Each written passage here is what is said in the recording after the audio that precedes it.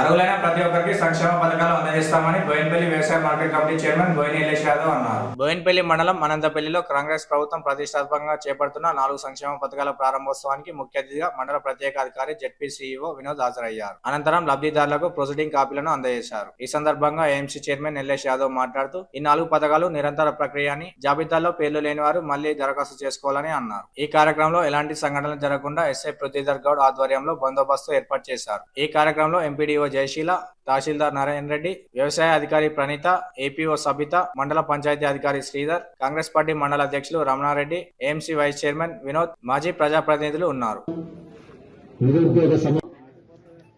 పక్కా ఇండ్లు లేకుండా ఆదివాసులు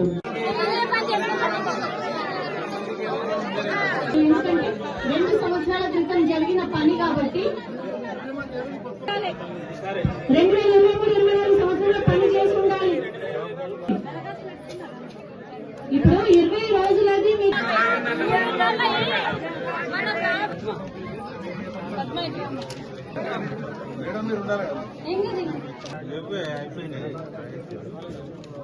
నేరేల జలజ సాయిలు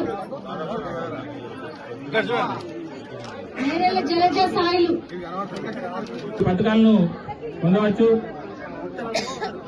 కావున ఎవరు ఆందోళన చెందకుండా ఇట్టి కార్యక్రమాన్ని విజయవంతం చేసినటువంటి అనంతపల్లి గ్రామ ప్రజలకు, అలాగే మా ప్రజాప్రతినిధులకు, మా గౌరవనీయులు మేడిపల్లి సత్యవన్న గారికి, రాష్ట్ర ప్రభుత్వానికి ధన్యవాదాలు తెలుపుతూ ముగిస్తున్నాను. అనంతపల్లి గ్రామాన్ని పైలట్ గ్రామంగా ఎన్నుకోవడం జరిగింది. ఇట్టి కార్యక్రమానికి ముఖ్య అతిథిగా విచ్చేసినటువంటి మండల స్పెషల్ ఆఫీసర్ సిఇఓ గారికి,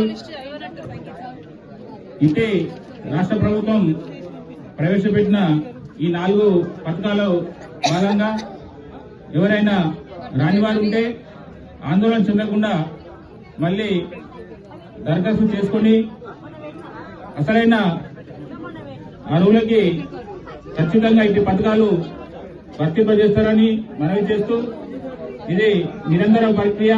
రేషన్ కార్డులే కానీ, రైతు భరోసా కానీ, ఇప్పుడు